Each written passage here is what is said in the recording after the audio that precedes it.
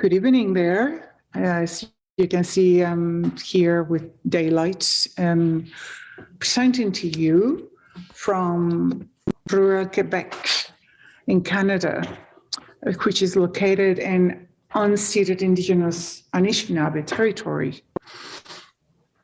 I am an immigrant woman of color from Venezuela, which has a Spanish colonial and US imperialist history. Before being a researcher, I am an interdisciplinary artist with an extensive formative background in dance and somatic practices. And my art research is deeply informed by the radical pedagogy of John Skinner, a dance kinesthetic approach immersed in poetic imagery and entanglements of self and the world. In this seminar, in this web seminar for the Sentient Performatives, I propose to have a performance that I thought it would be live from where I was heading to here in Canada. So I crossed many hundreds of kilometers. Was it about 900 kilometers? How many hundreds did we cross? 2,700 kilometers back and forth. 27, meaning what? 2,700 kilometers. And I just came back a few days ago. Of course, while being there, there was no possibility to stay there and do this from New Brunswick. Originally, I had proposed to go to Halifax in Nova Scotia, which is the province south of New Brunswick. But the journey took us to New Brunswick, which was a really wonderful thing. It wasn't planned that way, but that's what happened, and this is what you will see. And what I will do now, this is not edited in any form of finished product. So what you'll see is just the clips of part of the research, the art research that I've been doing with this one proposal of my 100 burials.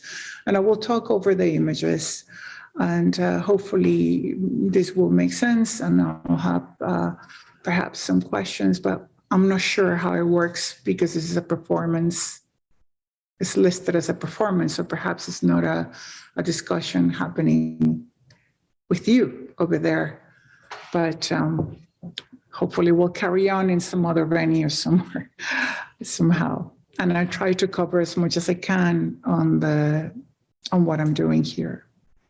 So thank you. Thank you so much to Sentient Performativities for having this work, for presenting this part of my research. Can they all hear you? And I think, yes, I am being heard. There was a question that came here. And I'm going to share now my screen.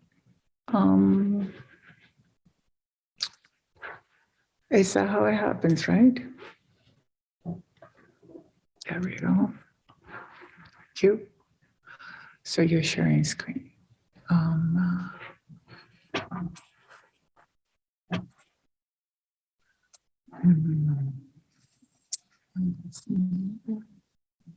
You could share the screen with audio included. And the audio would be, do you see the audio? Just stop sharing and start again. Okay. Share screen. Share screen. No, the other one. The other. No. No. Share screen. My technical assistant here is wonderful. Share sound. Oh, the sound is quite loud, so maybe not share sound because it's going to be a little, Okay, yeah, sure, let's try it. Let's do it. So these are part of the technical things that we need to have, but is it happening? Maybe it's too loud for me to talk over it.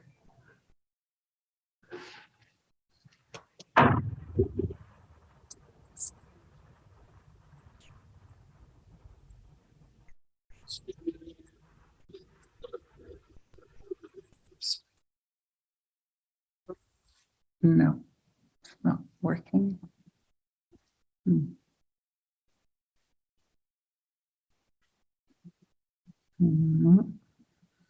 no, no, no.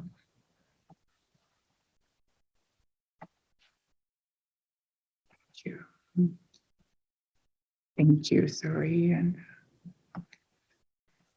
there we go. Now,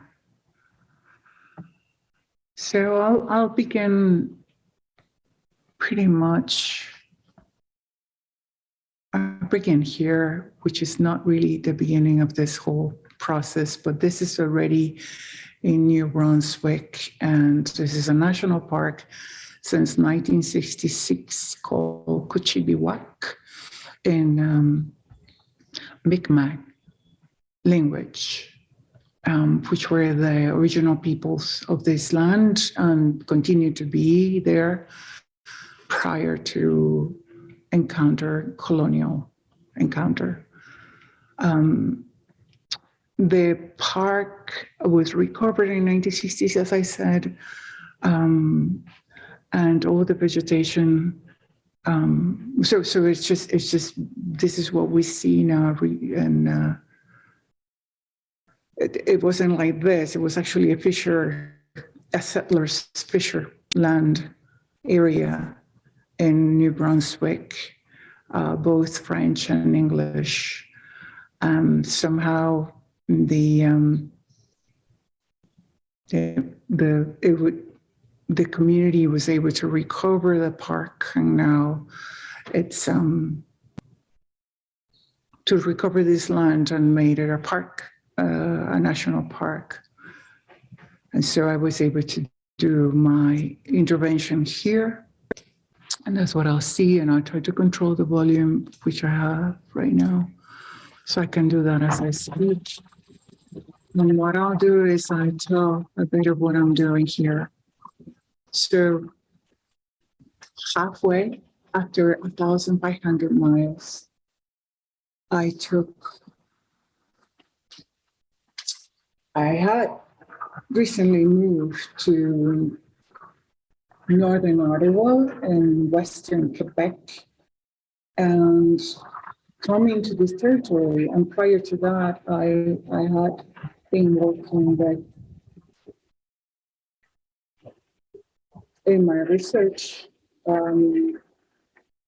with this idea of the trees that somehow have been being cut down in Montreal while I was there.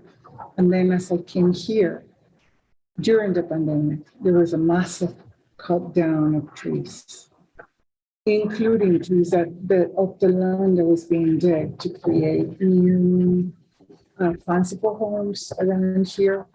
And the land was disrupted, and all the roots were cut off. So created this kind of disruption, creating the trees to die. But all of that was it was happening as the pandemic was going on, and as we were also hearing, people were connecting with nature and the calm of not having machines going or the roads being quiet. In the meantime, in places like this, in which we also live very close to an open land, there were massive machinery coming in to dig the land to create this new demand of homes. So back in the bar in the horizon line there, you can see me. I'm working with the part of the trunk of a tree that I brought from behind my own home here in Wakefield. And the proposal was that I would bring this tree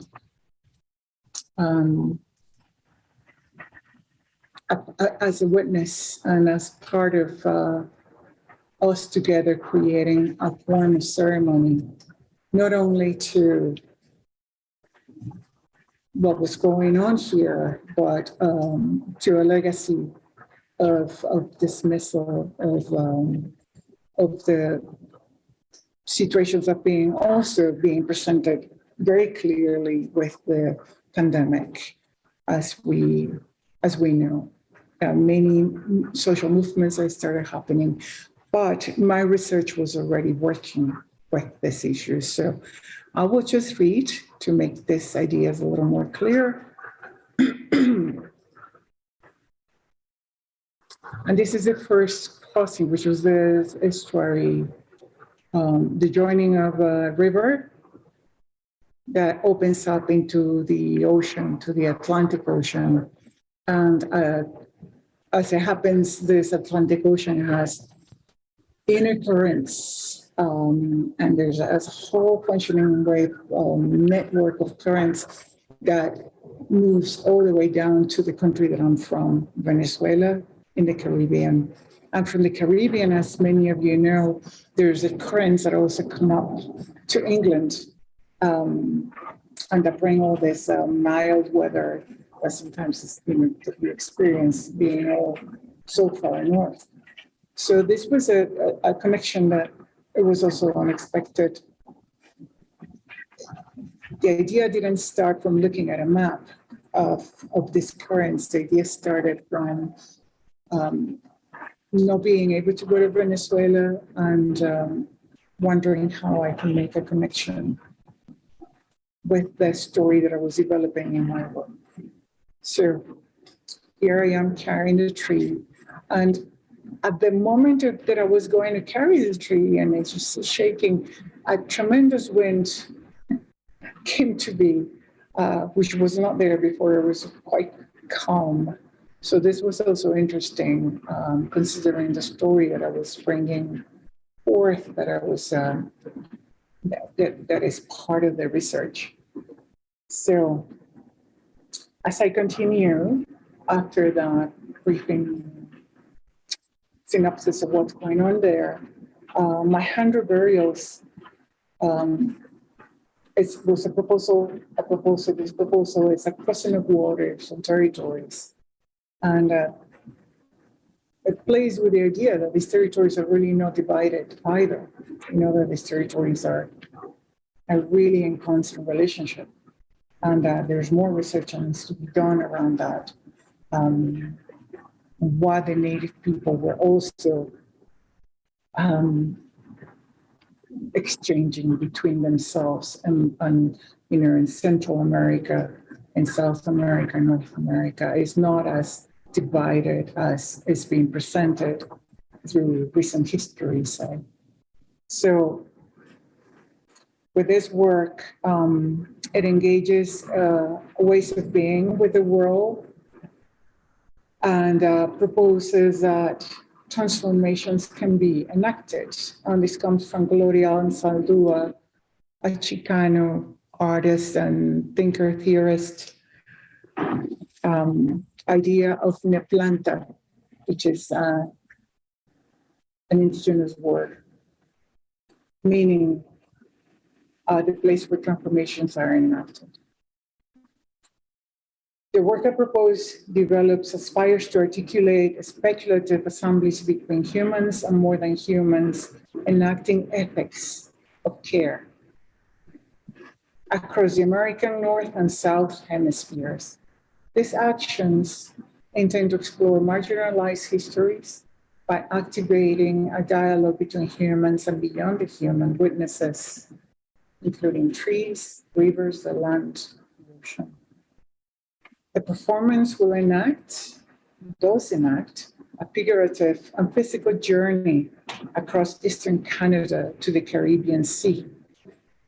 So going, just a little nap there, going out, crossing, we were heading towards the sandy marshes, where on the other side is the sea. This is the estuary where the river joins and opens eventually to the ocean. But in this crossing, I was coming all the way to the marshes. Apparently, nobody really crosses this. So it was, I think there was about 3 kilometers of walking with the tree this way. So that's another part of the information there. And Saldua talks about standing on a liminal places of transitions between borders and territories to move between them. The performance proposes an emancipatory poetic action that paradoxically suggests generative forces at play that acknowledge, as Saldua writes, growth, decay, death, and birth, a constant changing of forms and renacimientos de la tierra madre. So I will now talk a bit about the content of the background with how Skinner releasing and how my research process here is. So my interdisciplinary practice with somatic movement at its core grapples with the critical problem of political disappearance. Somebody's telling me to check the chat. All right. See? Sorry, performance used to have a rather poor internet connection, so video is quite jerky. Digital volunteer story, just to let you know that in the lobby, if you cannot see this. Oh, God. Okay, I'm going to stop that. I'm just going to continue. Unless somebody makes me a phone call. No, it's a little joke. So perhaps you can hear this. My interdisciplinary practice with somatic movement at its core grapples with the critical problem of political disappearance. And the context is that of US intervention, systematic coloniality, and non-official history of state violence in 1960s Venezuela. Admitting notions of many worlds surrounding the politically disappeared, it draws from my own experience because the disappeared is also my father. Disappearance defies representation and resolution. In this research context, the lack of hard material evidence is augmented by the rural conditions of the threshold of detectability as described by A.L. Weissman from Poetic Architecture Forensics, sorry. How can then my sensoric and aesthetic practice reckon with disappearance? It does so with process emerging within the practice itself. And I call this a poetica forensis. From the Greek and the word poiesis, to create, and from the Latin forensis, to create a forum where this can be said and spoken and presented. As investigative art, the process is guided by inkling towards a web of relations between self and world, reflected in the somatic movement, poetic imagery, and kinesthetics of Skinner releasing technique. And this resonates with a plurality of ways of knowing, as Robin Kimmerer writes, botanist Robin Kimmerer, indigenous botanist Kimmerer writes, including indigenous onto epistemological approaches. Poetic forensics asks of disappearance, who else is witness?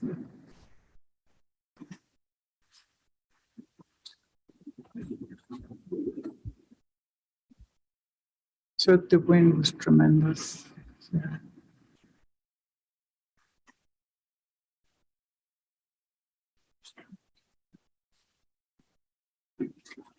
June 11th.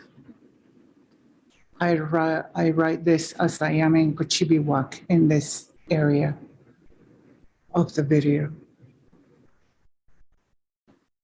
And I remember that afternoon in our Skinner releasing session with Joan, I sensed, and I know I did, I experienced an alignment like I never had before.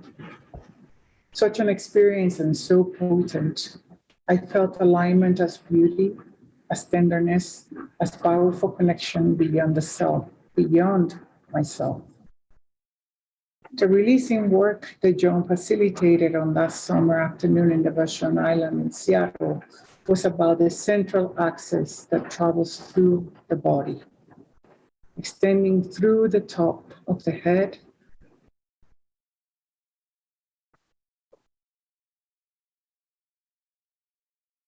out towards the space, but also diverging through the sole of the feet into the earth. Is this central axis work also connected to the shaft to space that travels with us as constant companion that is part of the Skinner releasing practice and principles? I have always found this image difficult to grasp. For some reason, it frightens me. Or was it the work that day about the invisible string suspending the head into the space in a dance of luminous strings of energies connecting us with the ground into the earth, even as the feet, the legs play around space? How many years since this memory?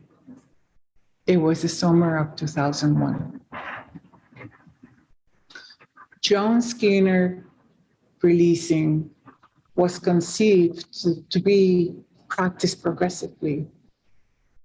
This is something that I've experienced in all this time and all these years that I've been working.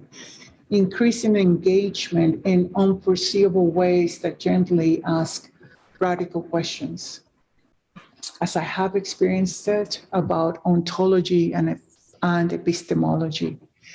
In which ways do we come to know the world? In which ways do we come to knowing with the world?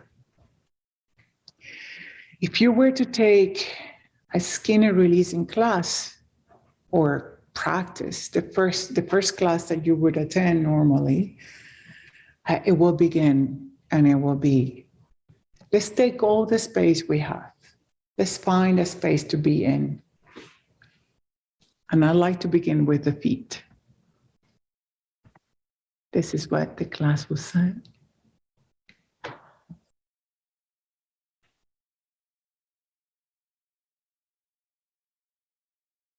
So let's begin with allowing the weight to shift from one foot to another, exploring.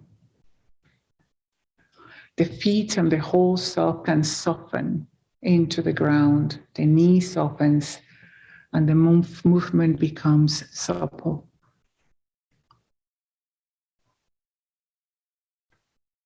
There is a gift in the moment, in the movement, rather than pulling or tightening.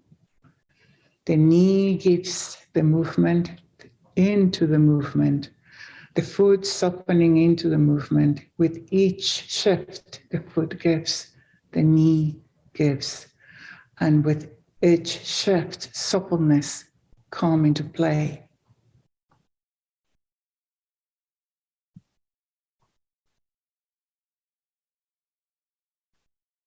John continues, let's spend a moment with an image that the whole self can melt into a soft pad. And then, without effort, we can work into melting, rising,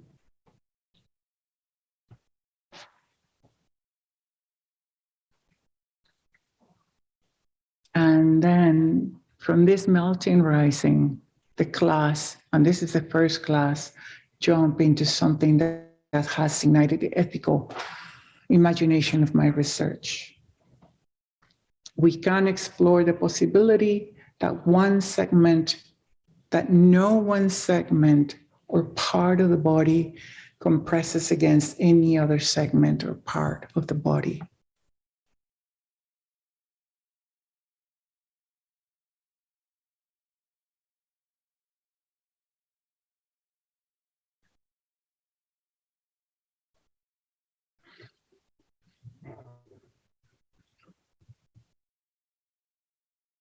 And so that we can cultivate a sense of freedom of movement. And this notion of freedom of movement without compressing is one that I continue to support in the SRT pedagogy through its somatic exploration. And I propose can lead to a way to think about and relate to and with the world in ways that anticipates possibilities of non-oppressive social systematic systems and ecological oppression. Yet this freedom of movement is not presented as a concept to apprehend. This freedom of movement is presented, even if briefly, within the practice as a lived experience within the practice. It becomes embodied knowledge that calls for reciprocity with the world. And for me, this reciprocity is akin to thinking, sensing, inventing in attunement with a more than human world.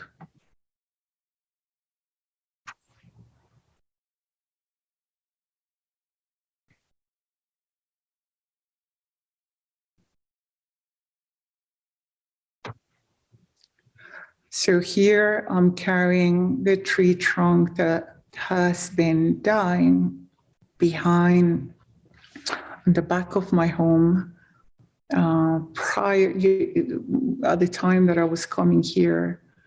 And so it was knocked off by a strong wind that came all over the land. And you'll see some of these clips soon. And what you see there inside of the tree trunk are letters from my mother that she had left me. She was writing them, and then I found them after her sudden death. It's been 20 years, but I was not able to read them.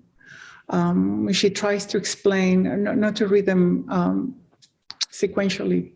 She tries to explain the different things that were happening during the repression in Venezuela, and how my father's disappearance and other cases of state violence affected our own personal lives.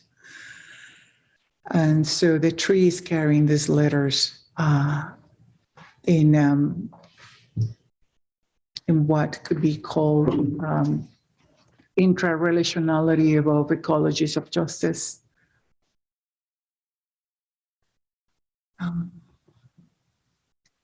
And that's the other side. Yes, finally.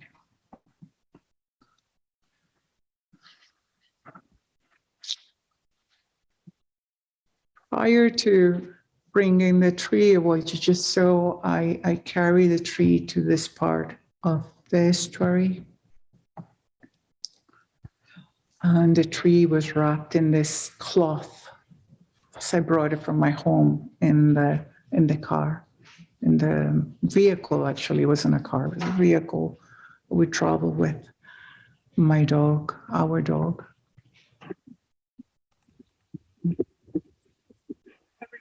And you can see there is where I was crossing and how I go. The other side. Behind those marshes up in the horizon is the open sea.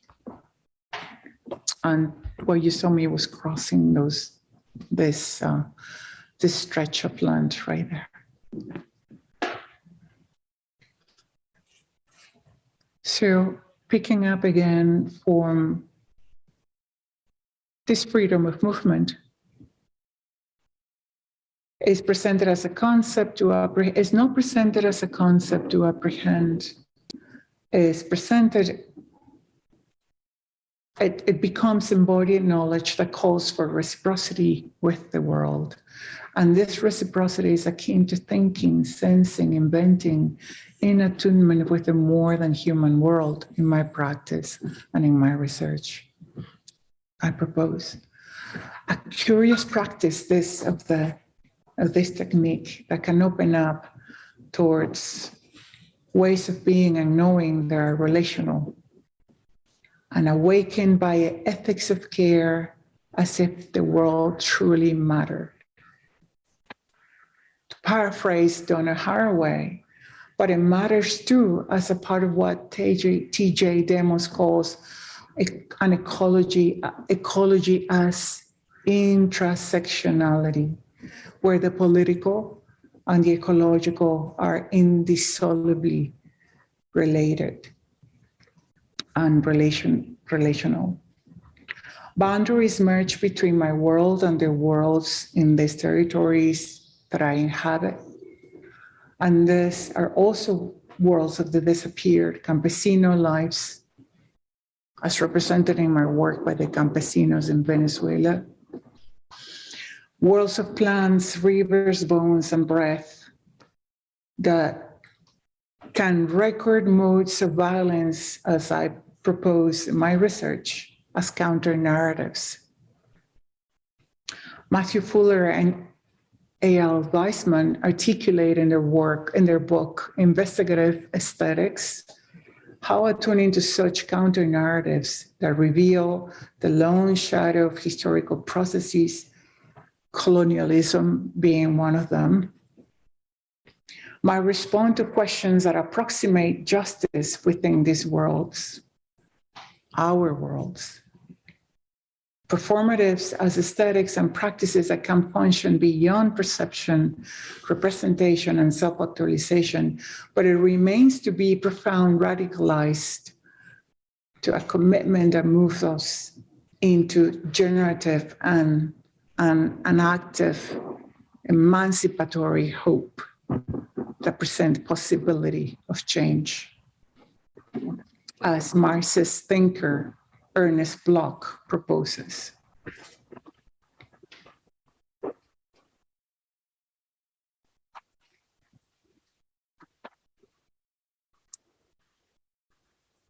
So I imagine I should leave let's just see this part, a time for questions.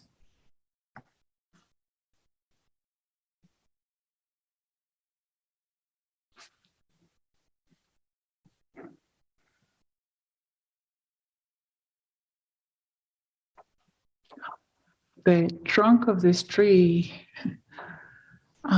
disarmingly or misleading in its size, it was about 60 kilos, 50 kilos. And here is my dog Canto that was very curious about what was happening. And I thought it was a really interesting exchange in dance right there.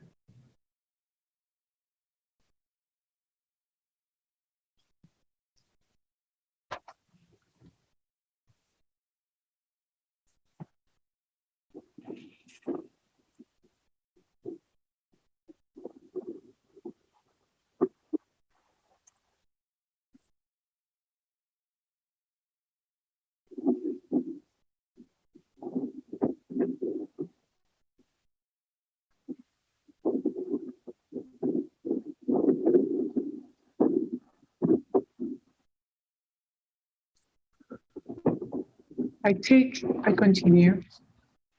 Part of what I wrote while I was here as a journal. I take a fast-paced walk on the shore just to move a bit before I sit to work on this writing. And without noticing at first, the practice is there with me as I encounter the site. Even as I walked in here yesterday and the day before, it is new today, surprisingly different in its sameness, but consistently inviting and welcoming. Then I become aware that I hear Joan's voice in my mind. And I notice this.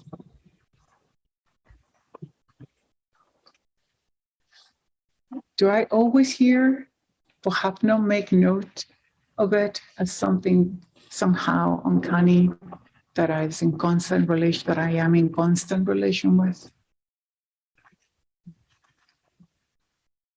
I see the poem left by the soft, salty waves on the sand. This poem is like fragile sea sponges, pores. Jones says, spongy feet, soft spongy feet, and as I quickly walk, trotting really, I feel how this metaphor, this image, is not an image at all. It is ancient memory in my DNA, and perhaps in us all. The ground, spongy under me, yielding, receiving, and propelling my movement. We do this together, me and the ground, and there's no effort. True, as we're constantly reminded in this practice with Jones releasing dance and how somatic practices might facilitate a knowing in solidarity that can contribute, and I quote here Fuller and Weisman, to that can contribute in an argument drawn from forensics where every contact leaves a trace.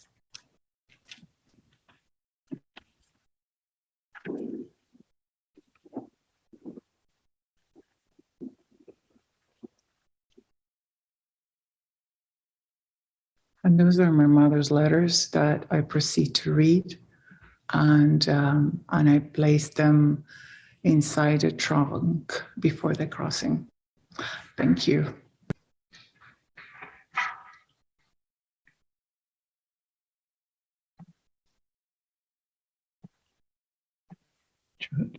Hi, Livia. Thank you so much for that sharing. It was really interesting to see some of your work as it's basically as it's being made.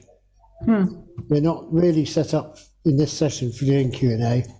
I'm sure that people will have thoughts and responses, and I'm sure we'll look forward to seeing the work, the edited work, when it's ready to be there. So I just want to thank you very much for joining us. Thank you so much for giving me the opportunity. It's very good to have you here, and hopefully we'll see you again. And next time, less technical issues. Yes. Okay. Take care. All right. Bye-bye. Thank you so much. Adios.